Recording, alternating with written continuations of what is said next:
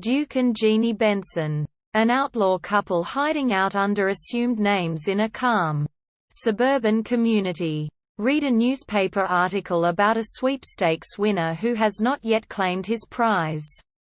Duke realizes that he has the winning ticket and will win $150,000 if he can cash it in without getting apprehended. Fed up with suburban life, Duke decides to board a train to Kansas City, where he bought the ticket, while Jeannie plans to fly there and get a stooge to cash in the ticket.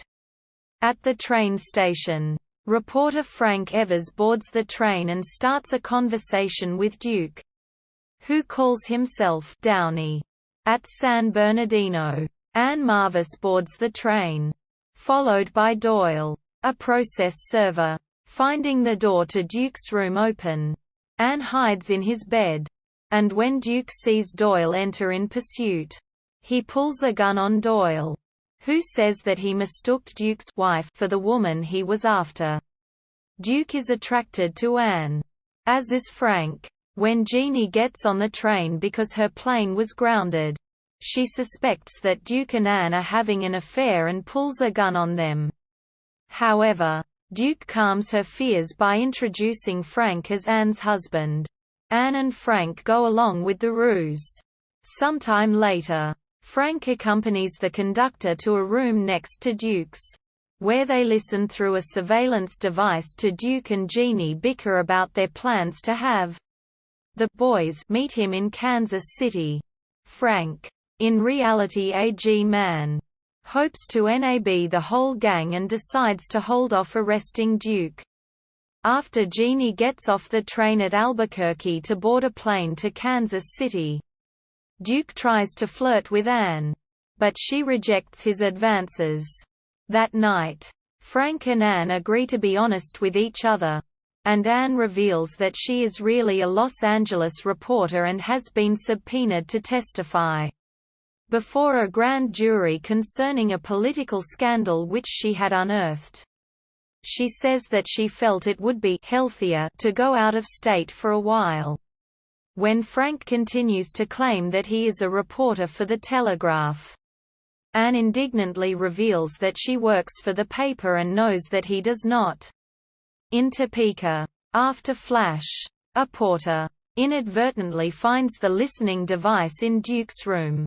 Duke knocks out the conductor.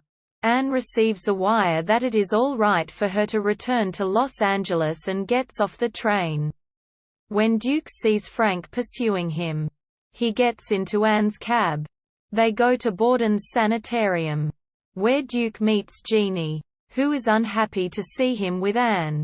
When Duke reads in a newspaper that another man has surfaced to claim the lottery prize, he sends his shyster lawyer Rickett to dispute the claim to the insurance company that handles the contest while Rickett is away.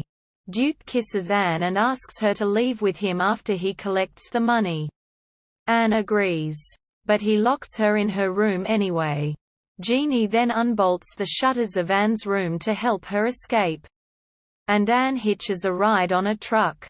But the driver works for Duke's gang and brings her back to the sanitarium.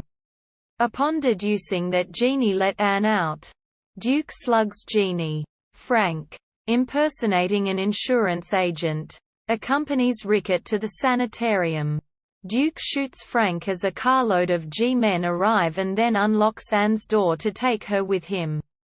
But Jeannie shoots him and then cries over his body. The gang is captured, and Anne is pleased to see that Frank is only wounded.